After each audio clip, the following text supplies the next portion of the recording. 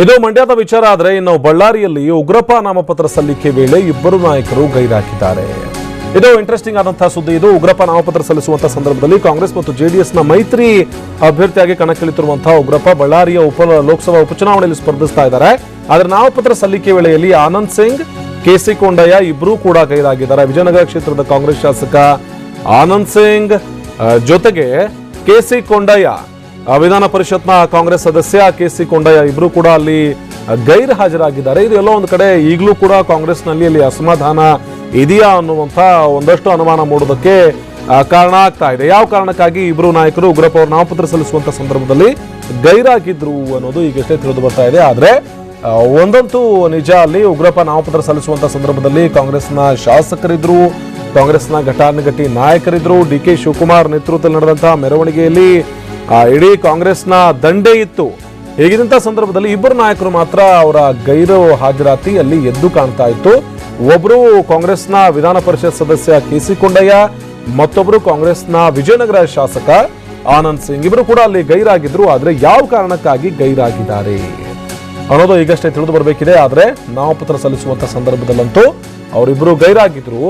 ಬಳ್ಳಾರಿಯಲ್ಲಿ ಒಂದು ಹಂತಕ್ಕೆ ಕಾಂಗ್ರೆಸ್ನಲ್ಲಿ ಅಸಮಾಧಾನ ಇದೆ. ಯಾಕಂದ್ರೆ ನಾಗೇಂದ್ರ ಅವರ ಸಹೋದರನಿಗೆ ಟಿಕೆಟ್ ನೀಡಬೇಕು ಅನ್ನುವಂತ ಒತ್ತಾಯ ಇತ್ತು. ಆದರೆ ಕಾಂಗ್ರೆಸ್ ಅಚ್ಚರಿಯ ಬೆಳವಣಿಗೆಯಲ್ಲಿ ವಿ.ಎಸ್. ಉಗ್ರಪ್ಪ ಅವರನ್ನ ಅಲ್ಲಿ ಅಭ್ಯರ್ಥಿಯನ್ನಾಗಿ ಮಾಡಿತ್ತು. ಆ ಅಸಮಾಧಾನ ಏನಾದರೂ ಇಬ್ಬರು ನಾಯಕರಲ್ಲಿ ಇದೆಯಾ ಅಥವಾ ಬೇರೆದೇ ಕಾರಣಕ್ಕೆ ಇಬ್ರು ನಾಯಕರು ಅಲ್ಲಿ ಗೈರಾಗಿದ್ದಾರಾ? ಇವೆಲ್ಲ ಪ್ರಶ್ನೆಗಳು ಕೂಡ ಹೇಳ್ತಾ ಇವೆ. ಅದರ ಜೊತೆಗೆ ಇನ್ನೂ ಕೂಡ ಕಾಂಗ್ರೆಸ್ನಲ್ಲಿ ಏನಾದರೂ ಅಸಮಾಧಾನ ಇದೆಯಾ ಅನ್ನುವಂತ ಅನುಮಾನ ಮೂಡೋದಕ್ಕೂ ಕೂಡ ಇಬ್ಬರು ನಾಯಕರ ಗೈರು ಹಾಜರಾತಿ ಎಡೆ ಮಾಡಿಕೊಡ್ತಾ ಇದೆ. ದೃಶ್ಯದಲ್ಲಿ ನೋಡ್ತಾ ಇದ್ದೀವಿ, ಕೆಪಿಸಿಸಿಯ ರಾಜ್ಯಾಧ್ಯಕ್ಷರಿದ್ದಾರೆ, ಡಿ.ಕೆ. ಶಿವಕುಮಾರ್ ಇದ್ದಾರೆ.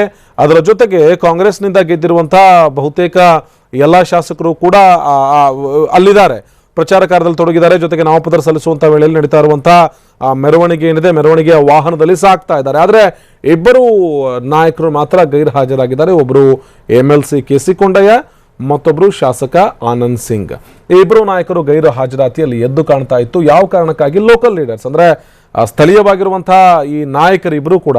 ಆದ್ರೆ ಯಾವ ಕಾರಣಕ್ಕಾಗಿ ಆ ಇಬ್ರು ನಾಮಪತ್ರ ಸಲ್ಲಿಸುವಂತಹ ವೇಳೆಯಲ್ಲಿ ಹಾಜರಿರಲಿಲ್ಲ ಅನ್ನುವಂಥ ಅನುಮಾನ, ಜೊತೆಗೆ ಒಂದಷ್ಟು ಅನುಮಾನಕ್ಕೂ ಕೂಡ ಇದು ಎಡೆ ಮಾಡಿಕೊಡ್ತಾ ಇದೆ ಆ ನಾಯಕರ ಗೈರು ಹಾಜರಾತಿ.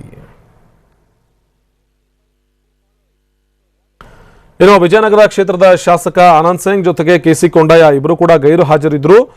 ಘಟಾನುಘಟಿ ನಾಯಕರು ಮೆರವಣಿಗೆ ಮೂಲಕ ನಾಮಪತ್ರ ಸಲ್ಲಿಸೋಕೆ ತೆರಳುತ್ತಾ ಇದ್ರೆ ವಿ.ಎಸ್. ಉಗ್ರಪ್ಪ ಅವರ ಉಮೇದುವಾರಿಕೆ ಸಲ್ಲಿಸುವಂತ ಸಂದರ್ಭದಲ್ಲಿ ಹಾಜರಿದ್ರೆ.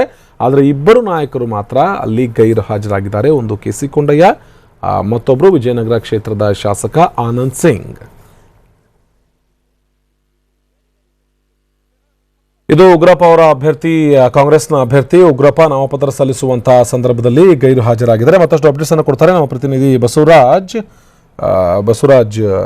ಸಂಪರ್ಕಕ್ಕೆ ಸಿಗ್ತಾರೆ. ಏನ್ ನಡೀತು ಅಲ್ಲಿ ಅಂತ